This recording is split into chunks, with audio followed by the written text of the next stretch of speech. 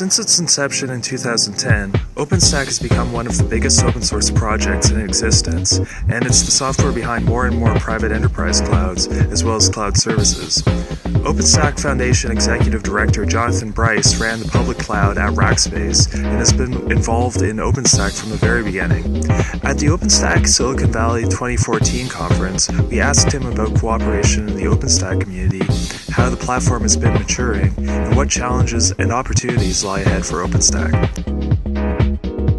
Well, I think that this event is another great example of just how strong the OpenStack community is. It sold out.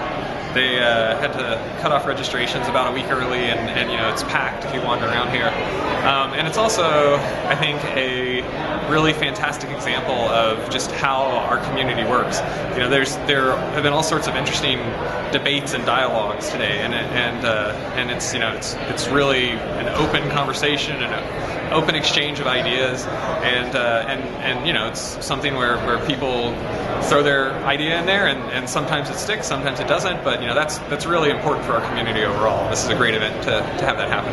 Okay, absolutely. What would you say are some of the issues that maybe they're not controversies, but they're just sort of issues that people are passionate about, and there actually are different points of view that are being taken into account? Well, there are a variety of viewpoints, and it really gets back to kind of what OpenStack is. OpenStack is a broad platform and a community of technologists who are really trying to kind of move the cloud industry forward. And so, as you go down that path, you end up with a lot of different options. You end up with a lot of different choices.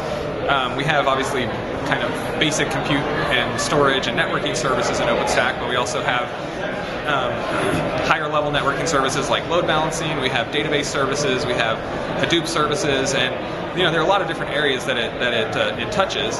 At the same time, it integrates with a lot of existing technologies like storage vendors and networking vendors. So it creates an environment where you have hundreds of companies, thousands of participants that are all mixing and matching, and so that you have different viewpoints on how should it be installed, how should it be operated, what does a reference architecture look like, and how should the sort of roadmap of the community move forward. We've heard debates on a lot of different of the areas around those points today. Right, and I think one of the areas that was sort of debated was should the companies that contribute the most code, that are sort of the biggest players in the space, should they have more of a say than community members, for instance? Yeah. Well, I think that if you look at the way that our governance model is structured, on the technical side that manages the software and the development process, the leadership positions are all elected by the contributors to the software. So if a company employs a larger number of contributors, they actually are getting a larger number of votes. And if a company employs fewer contributors, then they kind of have less say in the election of the technical leaders. And it's structured like that to reward contribution and effort at that level. So I think that's something that sometimes people miss, that on the technical side, as the software is developed, new projects are accepted for incubation or inclusion in the software. It's very much driven by how much different people are contributing. Absolutely. So I think one of the other things that would be interesting to the people that follow our website, on the web hosting side, is that it does seem like OpenStack is being really embraced by a lot of enterprises. But do you have sort of a sense of where the service provider or the web host is going to fit into that? Yeah. So if you look at kind of the history of OpenStack, it started out really as something that was started by two users, NASA and Rackspace, and then initially it was something that could be, you could say that it was raw.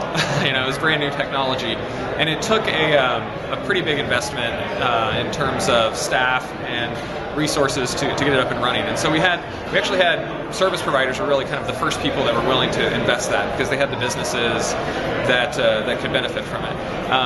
As the software has matured, as it has become really the most widely supported cloud platform in terms of the number of technologies that it integrates with, that's what's really brought in the enterprise. And so we've certainly been hearing more about enterprises and enterprise names from the people who are using it.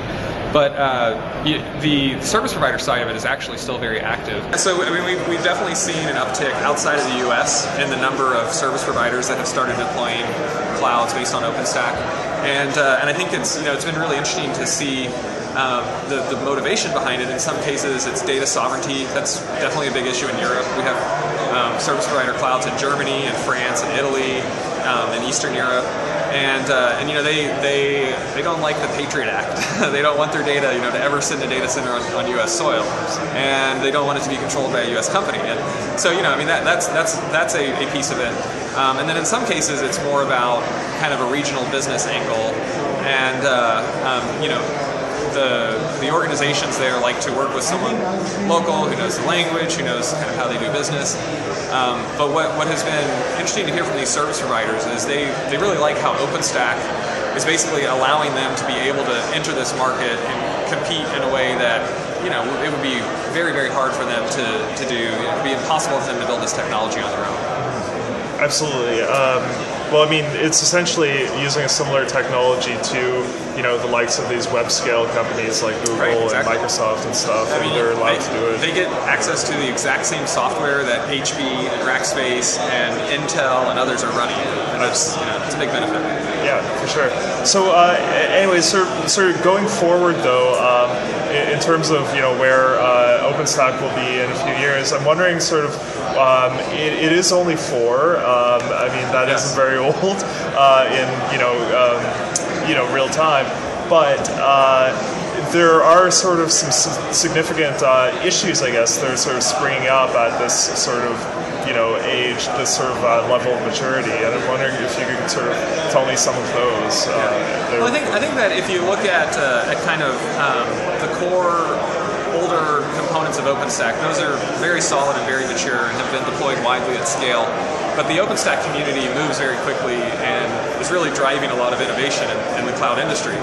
And what that results in is some bleeding edge kind of projects and services that are out there.